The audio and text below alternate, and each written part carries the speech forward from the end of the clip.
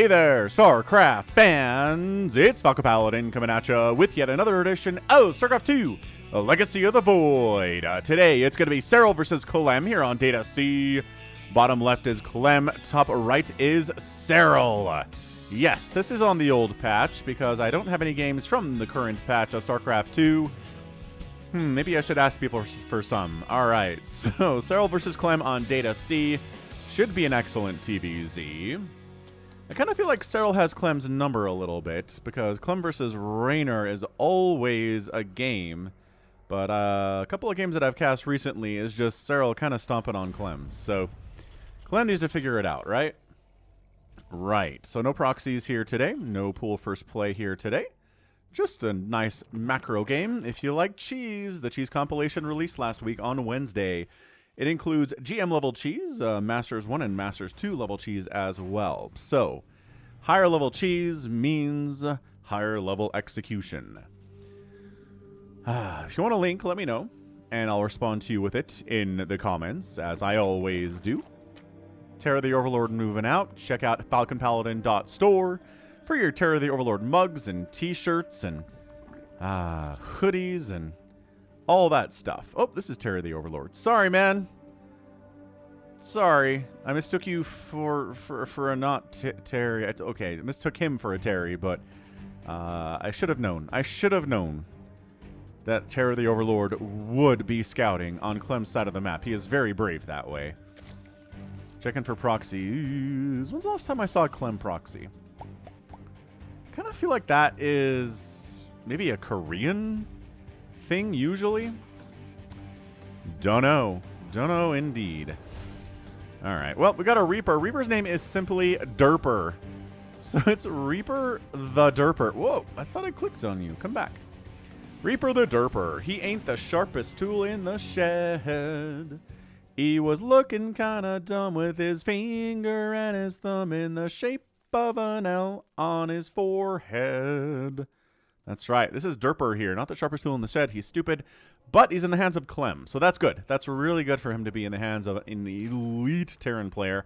One of the best ones in the world right now. According to the Oligulac rankings, he's playing extremely well. We've got ourselves the Reaper Ling harassment. Yeah, on the other side, ooh, interesting Overlord pattern, but I guess on this map there's a lot of dead airspace back here. There's tons of dead airspace back here.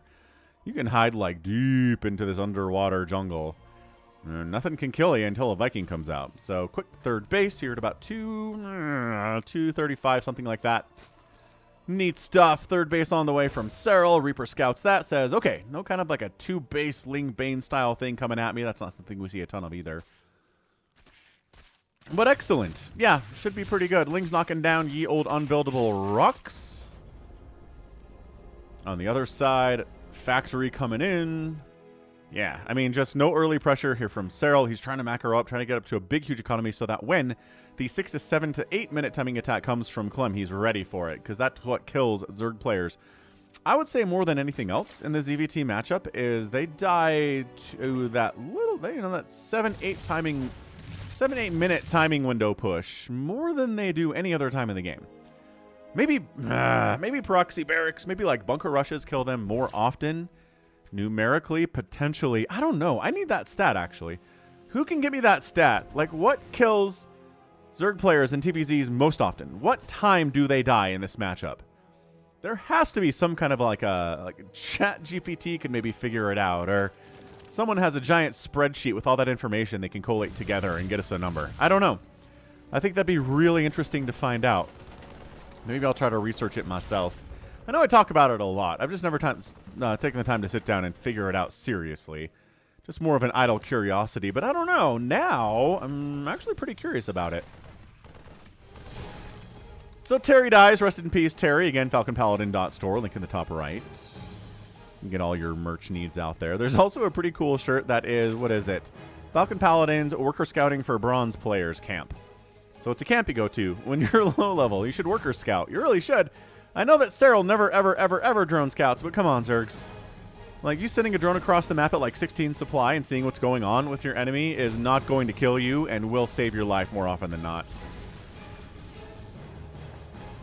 Yeah, get a shirt. And, oh, make sure in the top right you choose your currency, because I think it defaults to Australian dollars, which is not your local currency. But if you click top right, you can choose from like 50 different international currencies there. So you can buy stuff in whatever you happen to be comfortable with. I mean, obviously the euro's there. I mean, the vast majority of you people are US dollars and euros and like Canadian dollars. Like, I think those are the top 3 for sure. If we include all of Europe, right?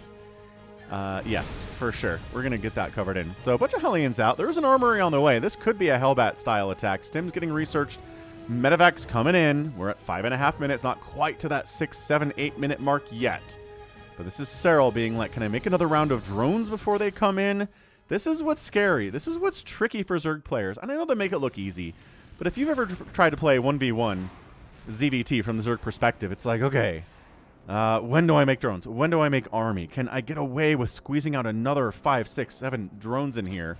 Or do I need Lings and Banes and a couple more Queens to defend against what's going on? And the fact that these aren't YOLOing in is usually an indication they're going to be turned into Hellbats, but it's not always the case. Sometimes the Terran just wants map control, is not going to turn them into Hellbats, no problems, but just kind of doesn't YOLO them in there either. Yeah. So Clem so far kind of keeping Serral pinned a little bit. Now we start seeing, where do we start seeing? Widowmine production, Marine production, Marauder production.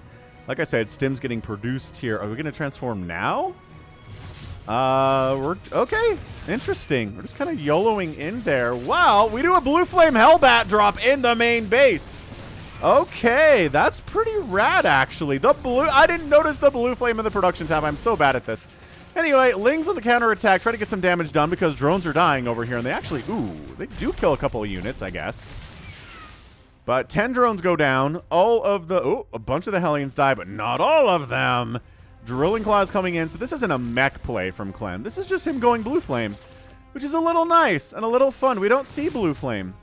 We don't see Blue Flame openers from Terran all that much. It was really popular. I mean, okay, back in Wings of Liberty times. And kind of through Heart of the Swarm, too, which is like forever ago now. I mean, Heart of the Swarm is over... Oh, it's about 10 years ago now, right? Because, yeah, it was May 2013 or something when that came out. I actually attended the release of Heart of the Swarm at Blizzard headquarters. That was a ton of fun. I don't know if I told that story before, but basically day 9, because he was doing StarCraft stuff at the time, he tweeted that he had a bunch of free passes, VIP passes, for the Heart of the Swarm launch. And I was like, heck yes!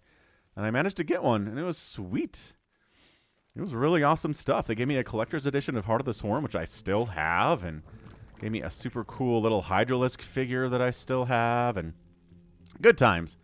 Good memories for sure. They brought some pros in to do some show matches on Heart of the Swarm. I don't remember who they were, but it was a ZVT. I remember one of them was, and that was when they showed the rewind feature, where you could actually rewind the replay, or rewind the game, and recover from replay too. Pretty cool stuff. All right, Widow Mines. Oh, there we go. Big Baneling connection there. That's what he needed, and this base gets canceled. On the other side, Baneling attack. This is, I mean, such a classic Serral Raynor timing attack with those Banelings. Getting into that third base, killing some SCVs. Like, I don't know. Terrans just, they got to get used to that. Oh, good connections. Banelings do bonus damage to Hellbats because they're light. That was big. That was really big. We got 79 to 62 workers in favor of the Zerg player, Serral here. He is feeling strong. He's feeling good. And I guess by this point, you've probably seen a few, I don't know, a few professional matches on the current patch where they've done things like buff Broodlords and nerf Vipers and nerf Creep Spread and buff Hydras. And I don't know, every race seems to have a kind of mixture of buffing and nerfing going on. Widow Mine connects. Oh my gosh. 6 kills on that one, 5 kills on that one. Boosting up into the main base, unloading, going for some more damage here inside the main. Gonna kill, 3 drones. Pulling, all the workers off gas in the main base now. Excellent stuff there. And then pick up and get out. Clem, his macro is insane. Especially once he gets up to that 4th base, which he's working on right now. He's very, very scary. Left side attack, at least clearing some creep. Maybe forcing a cancel on that base. I don't know. Lings don't want to engage with that. Maybe with the Queens, especially with the Banelings, they do. But then they boost on out. Right side attack from Clem, holding the Xel'Naga Watchtower here on Data C. Drop it inside the main bases, Clem, and then, target firing a Bane, but then picking up and realizing he can't kill all of them before they arrive. So smart plays. Clem's made some good trades here. 5,400 resources lost for Serral, 4,100 for Clem. he hasn't really taken a big surround massacre for his Terran army yet. So that's what you really want to try to avoid through the first part of this game, is keep your Marines alive as long as you can. They will serve you well later on. Definitely. Oh, we're back in. Okay, kind of back in the main base. There are Hydras out now, though, because of course there's Hydras. There's got to be something along those lines. They're going to help against those medevacs for sure. Way better than, you know, Lings and Banes will. Queen's pretty good in that situation. Baneling, no! No connections there whatsoever. I don't know if you want to go up. Dude, Clem has had a fantastic first 10 minutes. He's done a great job. Income is favoring Serral, but not by a whole lot. This is Clem on 4 bases, 3 orbitals, calling down mules whenever they can, and just keeping all the pressure on Serral's side of the map. Now, Hives coming in. I don't see a Lurker Den, so I don't know if we're going to go Hydra Lurker here. Just Hydraling Bane, which is pretty good. It's a little bit basic. Lurkers do seem to be more popular in the current meta. Nice Widow Mine shot, but holy pickup run. Yeah, filled the medevacs as much as he could there, Clem, but not everyone could fit inside the evacuation pods. Tragedy. 184 to 172 supply here. Clem got them Widow Mines. Ooh, Pathogen Glands. Some more gas going into Infestors. Widow Mines. Nope, not real good hits there, but 3 Banelings to kill Widow Mines. Actually a good trade for Clem. That is a fantastic trade for Clem. Holding this selling a watchtower on the left side now. But yeah, so Lurker Den is coming in, but definitely some Infestors as well. More Widow Mines dying. Right side attack shoved away here. Yeah, Clem's trying to get some purchase. He's having a harder and harder time doing that in this match. Once Pathogen Glands is halfway complete, every Lurker or every Infestor you make after that will have the ability to cast a Fungal once it pops out, which, yeah, Fungal not bad. Good surround, good pickup. Adrenal's coming in. You know how much I love Adrenal as a Zerg player. So far, no real surprises here. I think, again, Clem has done pretty well. Resources lost are 9,700 for Serral, 8,700 for Clem. So it's a more cost-efficient play here from Clem, which he needs just to kind of survive. Right? He needs to have some kind of a cost-efficient setup here. Link's poking. Is there a base there yet? No, but there's a base there soon. Widow Mine saved. Oh, not saved. Okay, that was a decent hit. That's a decent hit, too. Yeah, 15 kill Widow Mine. Awesome stuff. Attack up the left side, though. Full evacuation. The army's on the wrong side of the map. I'd focus this hatch and get out of here. Killing hatches is how you beat an elite Zerg player. Clement, he knows it. So hatch down, 4 drones down. Another attack trying to sneak up into that 3rd base, too. But just pulling back once superior forces arrive to shut them down. Neural Parasites on the way. What the heck is there Neural Parasite on the way for, Serral? There are no tanks to Neural Parasite here. Maybe the ghosts. Because there's definitely going to be ghosts in the late game TVZ. Right.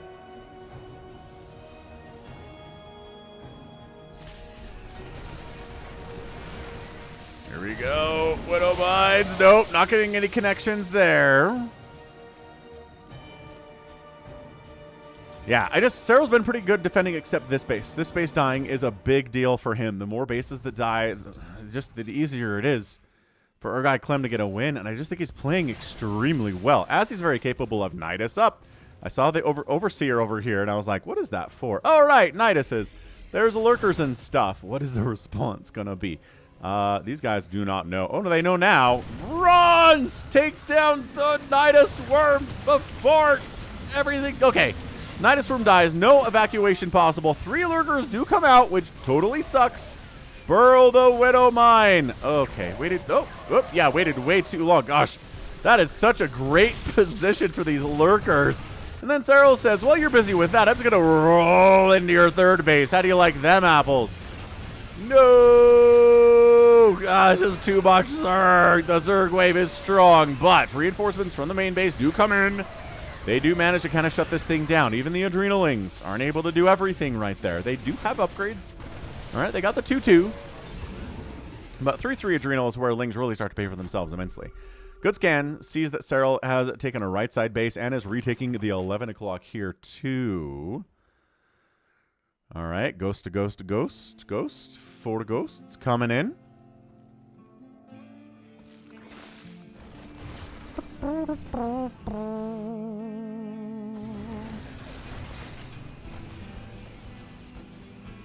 Okay, so Clem stabilizes. That Nidus attack was not great. The huge attack into here was terrifying, but it actually, I don't know, 19 SCVs have died so far. 19 drones have also gone down, so Clem's doing fine. He hasn't lost a whole lot here. I'm kind of rooting for Clem, because again, he's sort of the underdog here against Serral.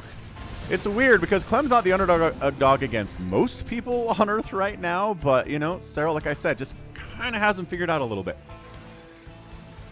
The way that Serral kind of has TVZ figured out a little bit against everyone, I guess except for Maru. Maru's definitely someone who can win more often than not against Serral. More Banelings rolling into Widowbite. Ooh, good dodge. Snipe on a Queen.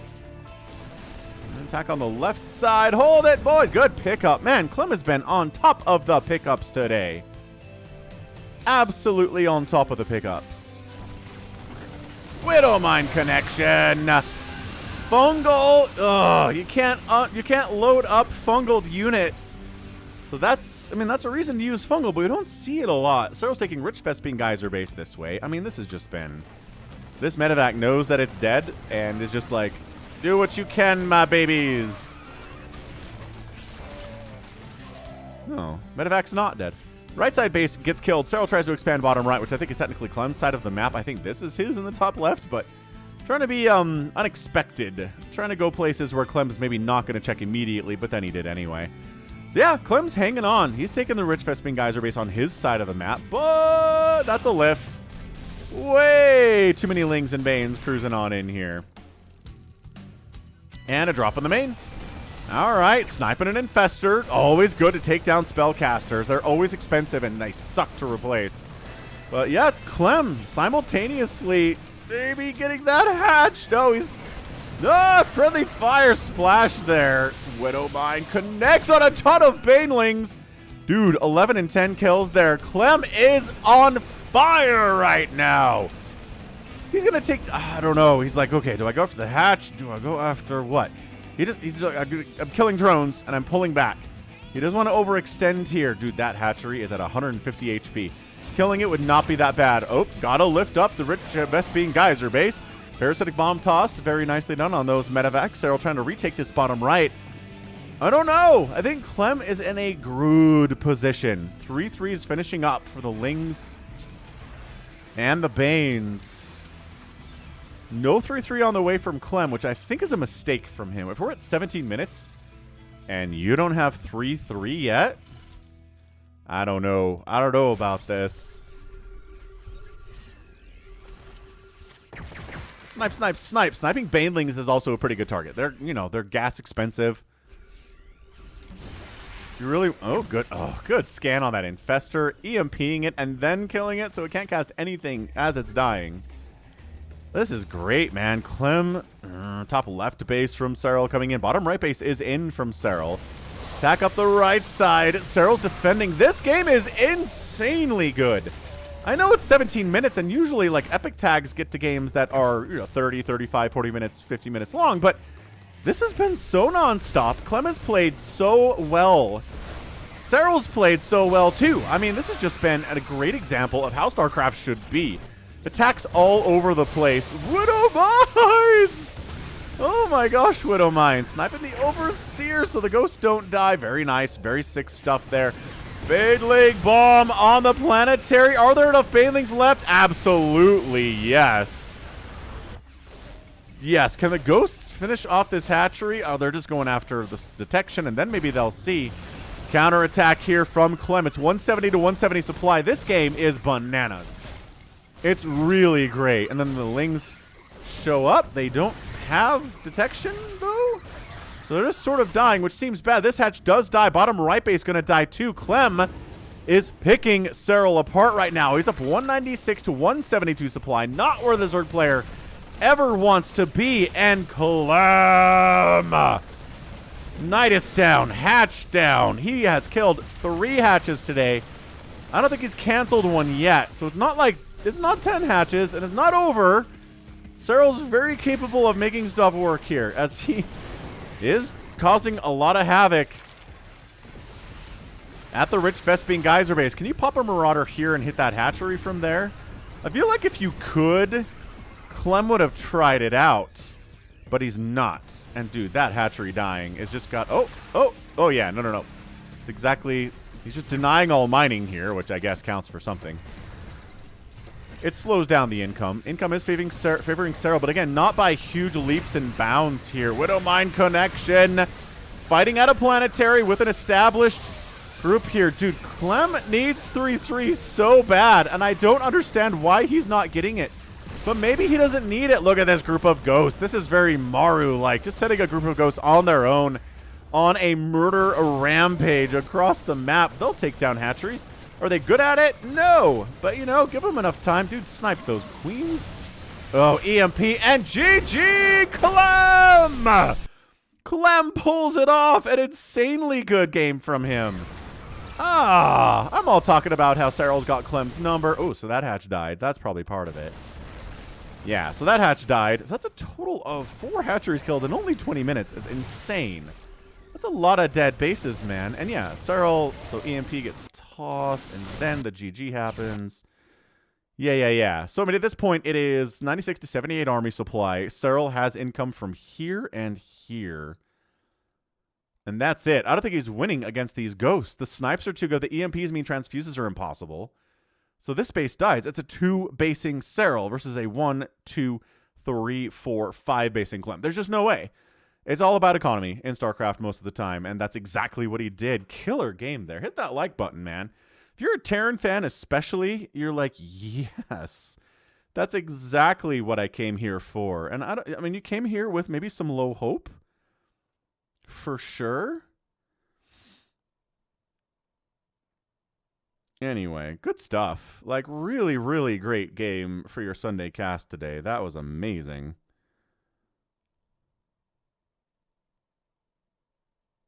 Really good. All right. So, end of the day there, what did we kill? 72 Widow Mines died. Wow. 680 Lings died. Clem did this without 3-3. He had 2-2 for his infantry and +2 vehicle and ship plating. What the heck? 17 ghosts died. The infestors didn't really pay for themselves. It is weird to see those. Really didn't go for lurkers today. Kind of mixed it up with infestors instead.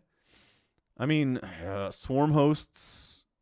I mean, it's 1. It's the accidental swarm host. If you do that, it means you're as good as Serral is, because he does this too. All Zerg players do it. The accidental swarm host is hilarious. But yeah, I mean, 80 drones remaining to 76 SCVs feels like it's good, but available base count, we looked at that. It was not good for Serral. He had enough drones, but not enough places for them to be.